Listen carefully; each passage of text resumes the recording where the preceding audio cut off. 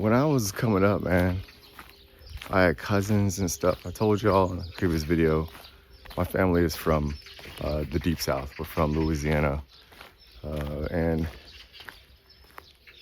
my family is, well, my father's side is all black, you know. My mom's side is Filipino, but my dad's side is all black, and that's where I spent the majority of my time is with those family members. When I visited family, especially when we lived overseas and came back stateside, you know, I spent a lot of time with my cousins and stuff, and it was hard as a kid, like to get with my cousins and really have fun with them, because they used to like rib the shit out of me, dude. Rib, you know, cap, talk shit about, criticize. I don't know what slang you guys use, but I use the word ribbon. That's what we use, ribbon. And they used to rib the shit out of me, man, like for everything. And I used to take it personal, like, because the attacks felt personal to them. They were just talking shit, like, and they would do it to each other. It wasn't just me. You know, they would talk shit to each other too, like, you know, look at your big head ass, you know.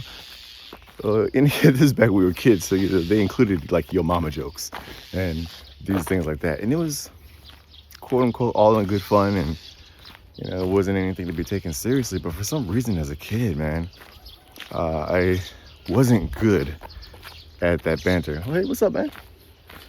This is my favorite dog here. I think I woke him up. Hey, bud. I wish I could like adopt him, man. Like, he's stuck in that building like all day long and all night long. I don't think people care for him very much, but he's a good boy. All dogs are good boys. But anyways, so that was hard. And then as I got older in high school and stuff, that was one of the reasons why I couldn't really get with the black crowd at my high school. Again, at lunchtime at the table and stuff, because the lunch tables was the roast session, you know. That was where people would basically talk shit about each other. And if you pay attention, there's always one or two guys in the group that are always, they take like 80% of the jokes. You know, you just know if you're that guy, you're gonna get ribbed more than others at the table. And then after the roast session is over, you know, you guys go back to class and stuff, and we're just supposed to pretend like, you know, it was all good and good fun and nothing happened. Military culture is the same way. I was in the Air Force, and that's where I really started to get into my vibe of I'm able to roast people. I became wittier. I was able to come with comebacks a lot faster. I don't know how that happened. I just became a lot wittier. And I used to roast people. I used to take advantage of the fact that I had this newfound skill to roast people as equally, or in some cases, harder than they roasted me. And at the time, it felt like this, it felt powerful, actually. It felt powerful to be able to do something that I wasn't able to do in the past, which was to talk shit about somebody. And it's so bad, because I used to be that guy, you know. I used to be the guy that people talk shit about, and I didn't like the way I felt afterwards, even though I knew my cousins were family and we were all just talking in good fun and stuff. And even though I knew my friends didn't really mean, and I say friends, and I use that term loosely, but we're not going to go into detail, but they didn't mean any harm by that. At least that's what they would say if you asked them. In the military, they're like, it's just the culture. You just talk shit about each other, you know. In a future video, I hope to talk about status and the way we play status games. This is a huge and deep topic, but I really hope to talk about that in a future video, because status games is really what friendship is built on, in a way. Is when you guys give permission to basically talk shit about each other. You wouldn't talk shit to a stranger to his face, because that would be a faux pas, you know, and then you would either, you know, get in a fight or something. Nothing good is going to come of that. But when you become friends, you have like a unspoken social agreement that you're going to talk shit about each other, and that you accept the shit talk. That's what friendship, that's part of the agreement of friendship.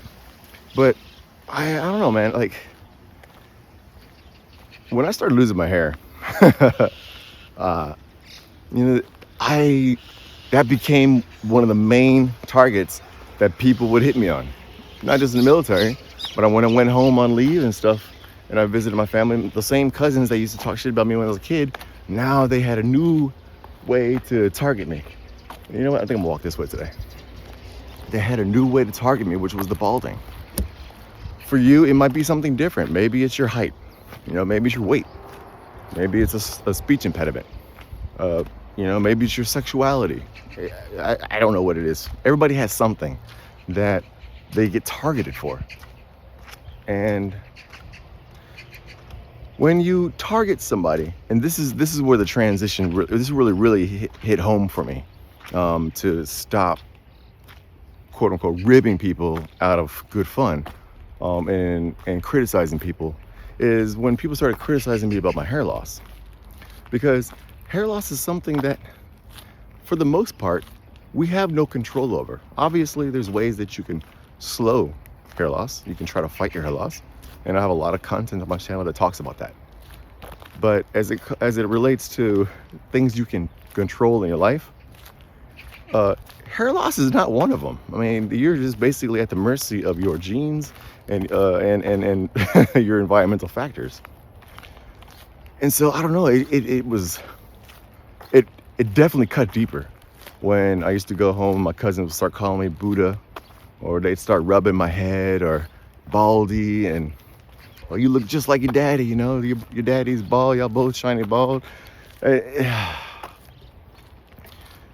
so that really used to bother me, and that's where the whole hat thing came from. I used to wear a hat everywhere when I had a hat on, just so I didn't make myself a target for people. It was hard though, because when you go out with your homeboys and stuff, I mean, there were a couple of occasions where we go out places and stuff, and my so-called homeboys in the middle of a roast session would like pop my hat off. Like they hit the bill and pop my hat off. And when my hat came off, of course, you see, you know, I had the Krillin head going on, and then it was like I scrambled to find my hat and put it back on, but the damage had already been done. You know, like the roast session was focused on me and my hat, or my hair. So when I began to think about the way I felt, that's when I really started to think, well, maybe this ain't such a good idea. But the thing is, the change wasn't immediate.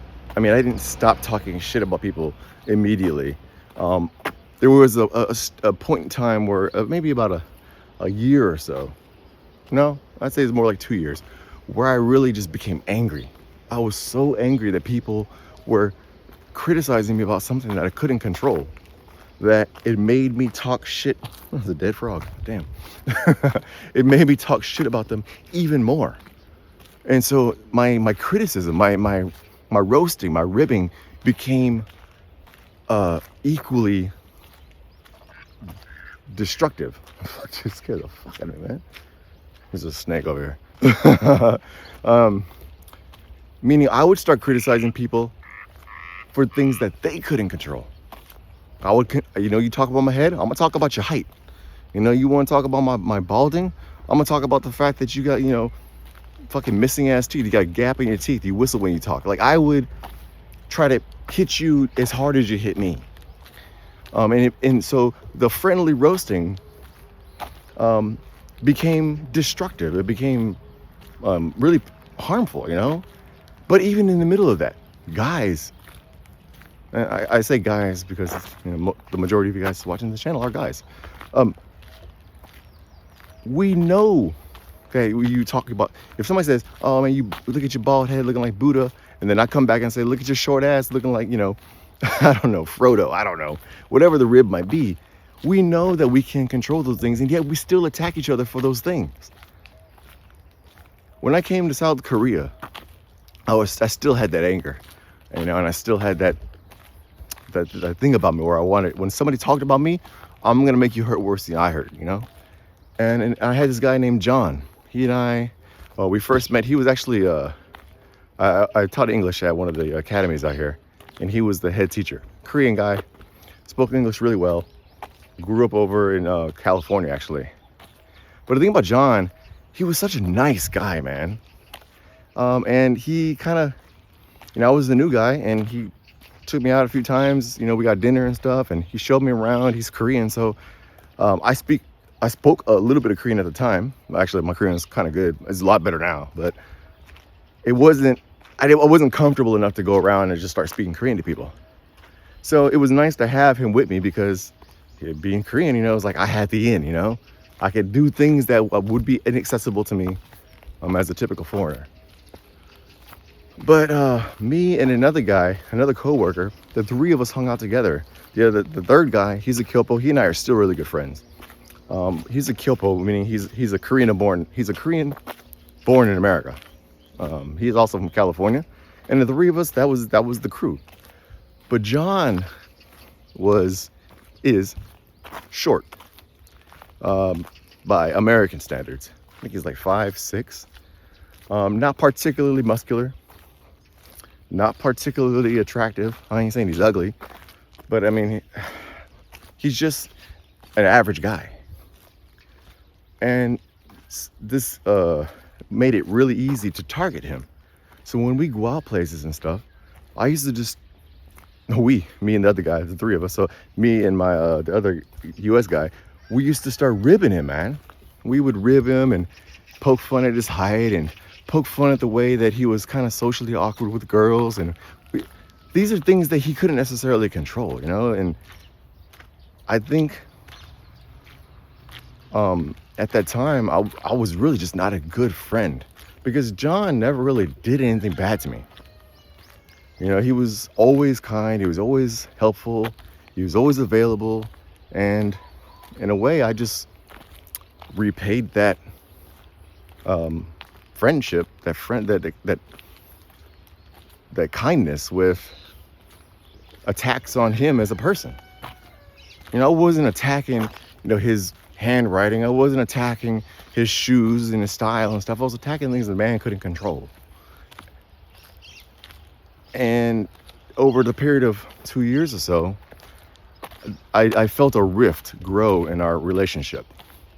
And I remember I was in grad school at the time, and I had this girl who was in one of the other departments.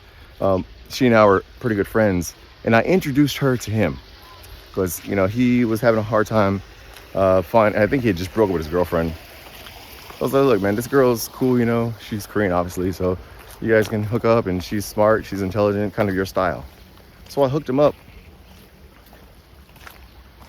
And they started dating, and as they got closer together and stuff, I remember it was me, John, the girl, and the other friend that I told you about earlier. The four of us went out, and she was there for one of the roasting sessions that we had on John. And she called me out. She's like, why are you talking about him like that? Like, you guys are supposed to be friends. Like, what are you doing talking about who's supposed to be your friend? Why are you dogging him out so badly? Obviously, she didn't say it like this. She said it in Korean. And that was the moment that it really dawned on me what I had become. I had become the same person that I hated when I was a kid. My cousins, the people that would rib me for things like, being short and things I couldn't control. I was basically that person, and I was doing it to somebody else. I was repeating the cycle. And when she called me out on it, I realized that I didn't like who I had become. At that moment, I looked back on all of the things that I said about people, and all of the ribbing that I did about people, to their faces and to friends, and even talking about strangers, man. Like being, at the beach and just talking shit about people, like walking around just talking shit. Man, look at your boy, man. Look at that fucking flab on his stomach, dude. Man, look at your boy. Is he stretching at the beach? Who the fuck stretches at the beach? Like, you know how it is, man. I don't know, particularly U.S. culture, man. U.S. culture is really, really bad at it. And, I can say that as an American, like, being in Korea, Koreans don't really rib like that. Don't misunderstand. They talk shit, especially guys. They talk shit. I like this stream right here. They got a rice field right here. There's the rice paddy. Probably can see it.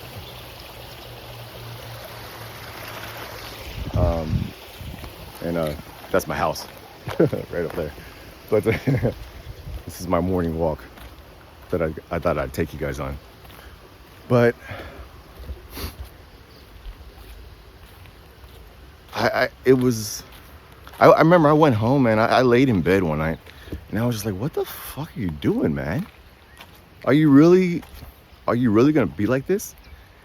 And so I think I was 30 at the time.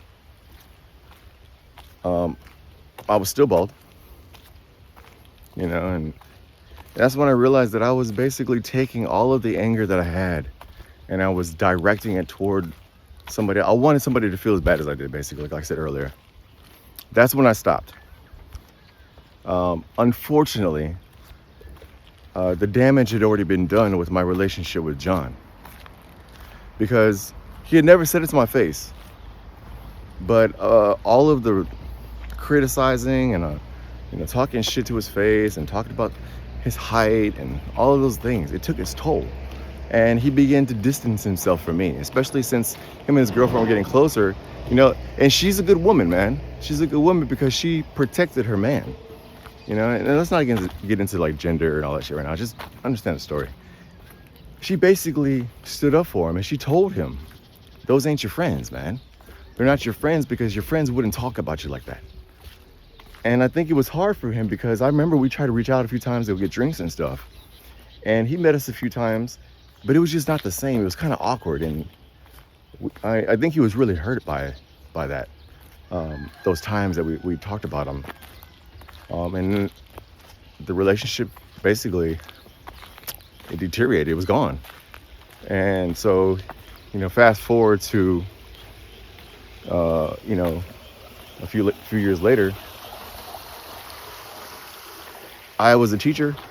I was teaching English to university students. And I did that for about almost 4 years in South Korea. Now I do voiceover. So my whole career path has changed. But these university students, we would have speaking tests. And they're called speaking tests, but really what they devolved into was basically counseling sessions. These Korean students who are 19, 20, 21, 22, and they're really just trying to find their way in the world, and they're divulging details about their personal lives and in English, obviously, the English.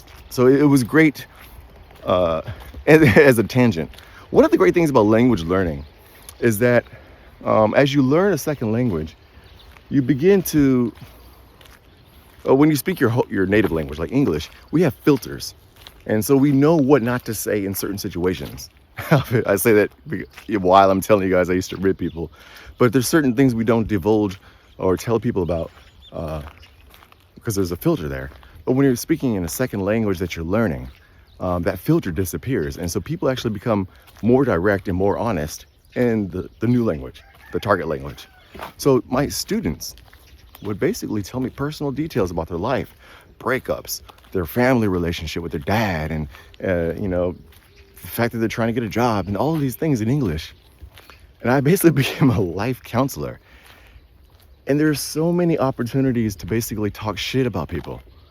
But after the incident with John, I began to find myself being more empathetic and more understanding. And this may just be me getting older, me in my early 20s, and me.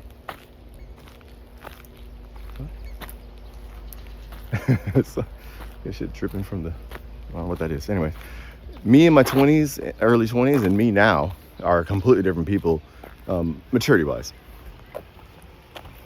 But hearing all that and stuff, I developed a new sense of empathy. This channel, Carriage and Brotherhood, has enhanced that feeling of empathy, because you guys leave comments telling me details about your hair loss and about your relationship with your family and about your, troubles, dealing with your own sexuality and a toxic masculine American society, or all you guys divulge a lot of details to not just me, but to the internet.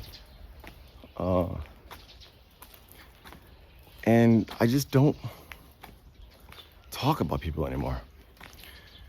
I like lifting people up, because I've been on both sides. I've been on the side that gets dogged out, gets ridiculed, gets talked about. And I've been on the other side where I found myself in a position of power and I did the same thing that people did to me. John is just one example, but in the military, I did the same thing. And the military culture kind of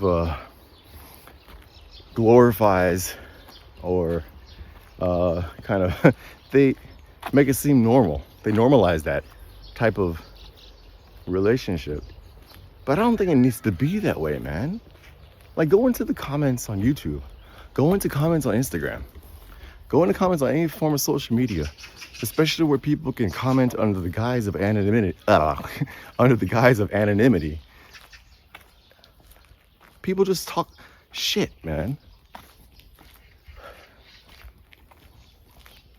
And the realization is, when people talk shit, they're deflecting. They're deflecting the attention away from themselves and trying to highlight the deficiencies or the problems of another person. And that becomes really painful when what you're attacking is something that the other person can't control. They got a puppy breeding guy here. So you hear all the puppies barking. So what I want to say is, when you're talking about people and your friends and you're dogging each other out, don't do it. Your friends may think you're weird, especially if you try to make an abrupt change and try to